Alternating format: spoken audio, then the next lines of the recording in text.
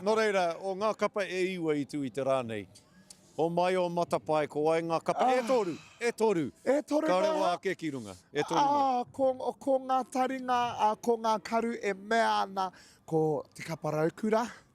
I Rotorua? tino eke, i tino, rotorua ai, tika i tino eke, a ko wai o re anō hoki, ko te ka pai, wairua, tahine. ko te wairua e Tēnā mea koe. ana, Haere ko ngā tonu. kura kaupapa, ko ngā kura o te aho matua i kahara, te whakakanohi mai i te kura kaupapa i te aho matua i te rānei, ahakoa ia te iti o ngā tauira e kuhu mai ana ki o mātou kura, o tātou kura tonu, e kite ana i te kounga, engari ko te ngākau e mea ana, ko te puku.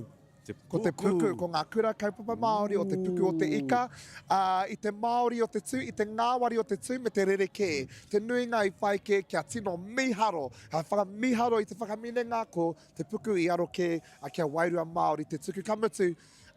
He wiki nui tā rātou. I tau ki rātou ki ngā wāhi e toru i te wiki tonu nei, ka tū tonu rātou i te rānei, me te mihi anō hoki ki te kura o Māngere, nā reira mihi ana ki a puku, kua hau nei te ngākau. E rongo rā koutou e te iwi, tuatahi konei te karere nei, pere wihongi e ki ana ko te puku te kapa ka eke. Waika hua, waika mohio, a tai hoa ke nei ka ki te tātou katoa, engari mihi ana ki a koe pere.